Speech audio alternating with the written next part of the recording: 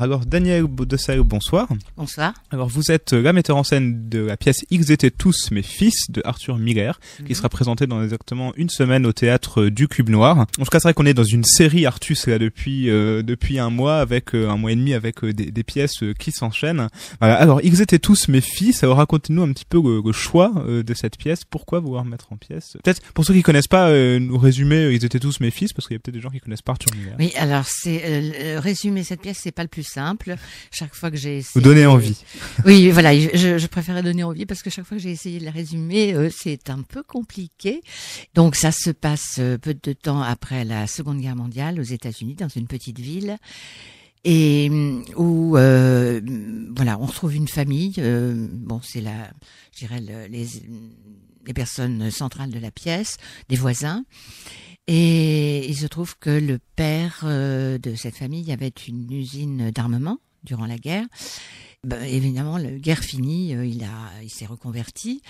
Bon, il continue à travailler. Il pense léguer son entreprise à l'un de ses fils, puisqu'il ne lui en reste plus qu'un, dans la mesure où l'aîné de ses fils a été porté disparu à l'occasion de la guerre. Voilà, et la famille vit plutôt paisiblement jusqu'à ce que celle qui était la fiancée de son fils disparu revienne.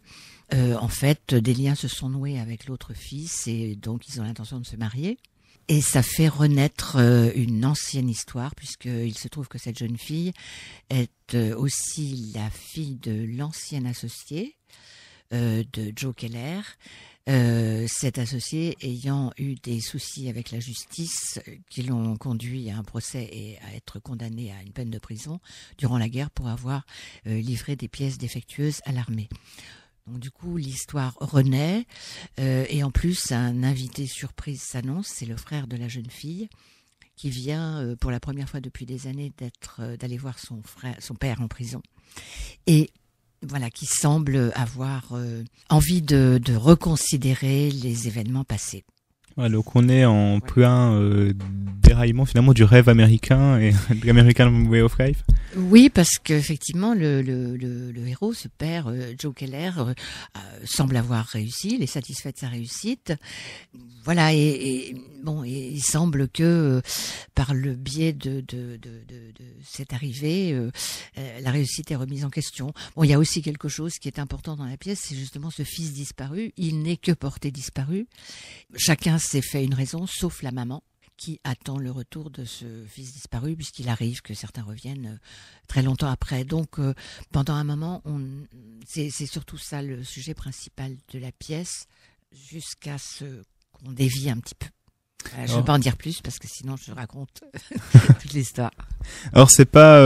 Alors, donc déjà l'année dernière, vous avez mis en scène St. John's Abattoir qui s'inscrivait dans un contexte plutôt économique et social fort. Il y avait une dominante économique et sociale à cette pièce. Oui. Là on est quand même aussi dans un contexte historique qui est très marqué.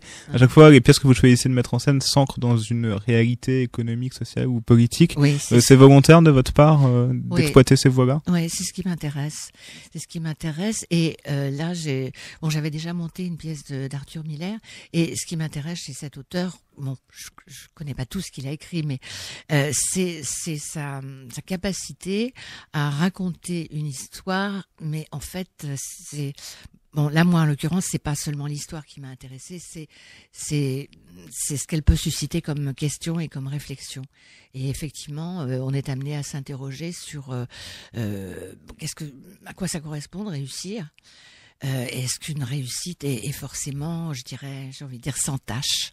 Pour Miller, cette pièce, c'était une manière de dénoncer ce qu'on appelle le rêve américain, c'est-à-dire, est-ce qu'il existe et à quel prix on le vit, on le fait vivre.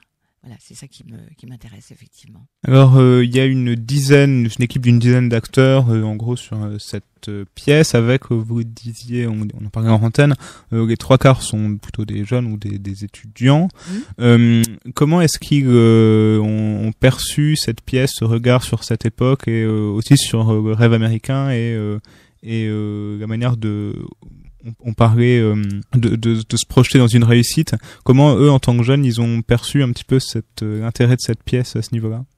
Que vous avez été surpris par des réflexions, des manières de faire? Il y a parfois des...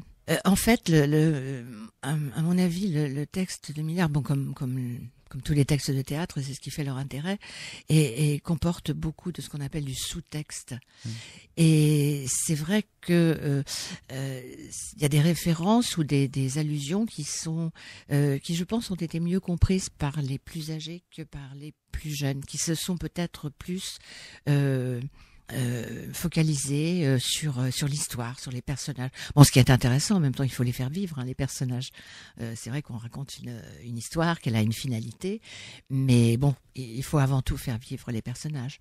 Voilà, donc on est surtout parti là-dessus. On n'a pas véritablement fait de colloque sur... Vous avez finalement laissé libre dans leur interprétation, ou au contraire, vous êtes une metteuse en scène plutôt carrée et dirigiste? Comme mes comédiens sont en vacances, j'ai pas pu en amener qui auraient témoigné. Vous pouvez dire du mal d'eux. Hein, non, j'ai pas du tout envie de dire du mal parce que c'est vraiment une équipe super sympathique, super gentille. Donc je sais pas, j'essaie de laisser bon, on a une trame, il est évident qu'il y a une direction générale, il faut que ça s'harmonise, et donc j'essaie effectivement de laisser un maximum de liberté où je propose, où je retiens, parce que parfois il y a des propositions qu'un comédien ne se rend même pas compte qu'il est en train de faire, et c'est intéressant, donc on le retient.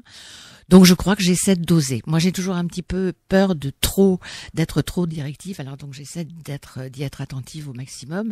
Et puis on essaye des choses quand même, on essaye, et puis en fait souvent quand le comédien ou la comédienne se sent bien, c'est que ce qui est dit, ce qui est présenté est juste. On se rend compte de ça, qu'il est vraiment dedans. Alors c'est la 11e mise en scène que vous réalisez dans le cadre de l'Artus. Alors on rappelle, pour ceux qui ne nous ont pas écouté la semaine dernière, ni la semaine d'avant, ni il y a 3 semaines, ni il y a 4 semaines, qu'à l'Artus, le principe c'est que en chaque début d'année, il y a une réunion de rentrée pendant laquelle des metteurs en scène présentent leurs projets, et puis des jeunes ou des moins jeunes, des étudiants ou aussi pas des étudiants, postulent ou s'inscrivent pour participer à des auditions, et ils constituent une troupe d'une année finalement qui a vocation à s'éteindre à la fin de l'année. Donc vous avez dû constituer une troupe en début d'année. Est-ce que vous avez fait le choix de comédiens que vous connaissiez déjà, ou au contraire est-ce que vous avez vraiment ouvert les portes en arrivant en début d'année en disant voilà, j'ai 10 rôles à prendre, allez-y, ou est-ce que c'était déjà bien défini un petit peu à l'avance? Alors pour la première fois de ma carrière à l'Artus, j'ai fait une entorse parce qu'il fallait vraiment qu'il y ait 2 comédiens plus âgés, plus un comédien tout jeune. Et donc je n'espérais pas pouvoir les recruter à l'occasion de la réunion de rentrée. Donc voilà, donc c'était pas des comédiens avec qui j'avais déjà travaillé, mais que j'avais eu l'occasion de voir jouer. Voilà, et donc c'est la seule, enfin sauf le petit garçon. Et donc c'est la seule entorse que j'ai faite. Autrement, ah oui, je tiens absolument à garder ouvert. Je trouve que ça laisse déjà des possibilités à ceux qui viennent à cette réunion de rentrée, qui ont envie de jouer. Et puis ça laisse énormément de possibilités au metteur en scène qui peut choisir en se projetant. On peut se tromper, mais c'est intéressant de. Et puis, du coup, il y a quand même un intérêt commun, parce que ceux qui se présentent pour telle ou telle pièce, c'est cette pièce-là qui les a intéressés, ou l'auteur, ou bon, le metteur en scène, ça c'est pas sûr. Ils ont parfois envie de changer, ce qui est tout à fait bien. Mais voilà, on se retrouve avec un intérêt commun. Bon, je sais qu'il y a un de mes jeunes comédiens, par exemple. Bon, j'ai appris après coup qu'il aimait beaucoup la culture américaine, et Arthur Miller en particulier, donc ça tombait drôlement bien, quoi. Est-ce que la cohésion de troupe s'est faite assez vite? Très bien. Très bien. Oui, ils sont. Enfin, moi, je suis épatée. Ils sont vraiment. Il y a eu tout de suite une excellente ambiance. Et pour la première fois, je tiens à le souligner, j'ai presque tous les comédiens, à presque toutes les séances sont là, même s'ils n'ont pas de texte. Donc, ça a été vraiment un travail d'équipe. On sait que c'est un combat pour les metteurs en scène de faire venir les comédiens, y compris, qui ont des plus petits rôles à toutes les séances. Donc... Moi, je sais que le combat est perdu d'avance, donc jamais je ne l'exige. Je le propose. Mais là. Bon, j'ai vraiment été. Donc, ça contribue naturellement à l'ambiance de l'équipe, parce que bon, ils sont là, ils voient ce qui se passe, ils servent de souffleurs. Enfin bon, c'est vraiment la première fois que je vois ça. Donc, je salue.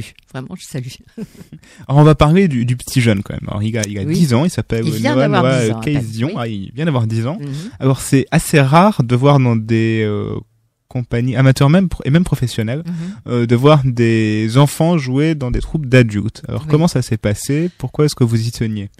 J'y tenais parce que bon, il y a l'enfant a deux petites interventions, ça n'est pas très long, mais ce qu'il dit pour dévoiler un petit peu, Joe Keller, donc le patron d'usine dont je parlais tout à l'heure, s'est amusé à jouer avec l'enfant et voilà, se fait passer pour un policier et l'enfant est inspecteur et voilà, il y a tout un jeu comme ça. Et donc ce sont deux petites interventions, mais j'ai trouvé que ça donnait un éclairage supplémentaire à ce personnage qui est Joe Keller, parce que voilà, il est ravi de jouer un peu l'autorité et puis la police, l'honnêteté, etc. Donc j'ai trouvé que voilà, j'aurais pas trouvé cet enfant, voilà, on pouvait jouer la pièce sans lui, mais je trouve que c'est pas mal, voilà. Et je crois que ça lui a plu et ça se passe bien. Et en tant que metteur en scène, c'est différent de diriger un enfant? Si jeune, oui. Il y a pas mal d'années, j'ai dirigé un atelier de pratique artistique avec des collégiens. Bon, donc certains avaient 11 ans, par exemple. C'est vrai que là, c'est vraiment très très jeune. Mais bon, ça s'est bien passé. Puis bon, comme il a des parents théâtreux, je crois qu'ils l'ont fait un petit peu. Ils l'ont aidé à apprendre le texte et je crois qu'ils l'ont fait un petit peu travailler dans le sens qu'il fallait. Voilà. Est-ce qu'il y a un regard, une forme de naïveté un peu enfantine qui vous a permis aussi de déceler des choses dans le texte que vous aviez peut-être pas vu comme ça ou... Il y a une des deux scènes qu'il a où, alors que habituellement il est plutôt bien accueilli dans cette famille, là il tombe mal et il est rabroué. Et la dernière fois qu'on a répété, je voulais qu'on voit vraiment qu'il était surpris. Et donc je l'ai fait reprendre. Il m'a dit mais je comprends pas. Mais je lui dis mais ça tombe bien parce qu'effectivement ton personnage ne comprend pas. Donc il avait effectivement senti ce qu'il fallait sentir. Voilà, donc cette pièce Ils étaient tous mes fils, c'est du 7 au 10 mai 2015 au théâtre du Cube Noir.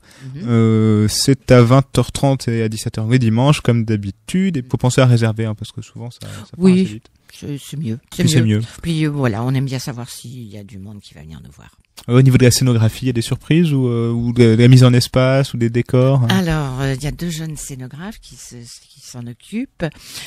Ça sera en partie réaliste parce que il nous fallait quand même un espace et puis un petit peu symboliser ça se passe dans la cour d'une maison. Donc voilà, ce sera un petit peu réaliste, sympa, je pense. Ils sont en train de travailler là. Et est-ce que vous avez déjà un projet pour l'année prochaine éventuellement? Oui. Alors c'est quoi? Alors ça s'appelle Richard III n'aura pas lieu de Matej Wisniak. Bon, ça se passe on va dire dans un pays totalitaire et il s'agit de mettre en scène la pièce Richard III et le metteur en scène. Enfin, c'est censé être un metteur en scène qui a réellement existé, Meyer Hall. Et bon, voilà, qui va être en but à la censure. Ce qui m'a aussi intéressé, c'est que donc ça traite de la censure au théâtre, par exemple, mais aussi de l'autocensure. C'est-à-dire que ce metteur en scène s'attend à être censuré et donc l'autocensure, je trouve que c'est assez actuel. Donc un thème qui résonne. On imagine aussi inspiré par les événements récents. Merci beaucoup Daniel. Ils étaient tous mes fils.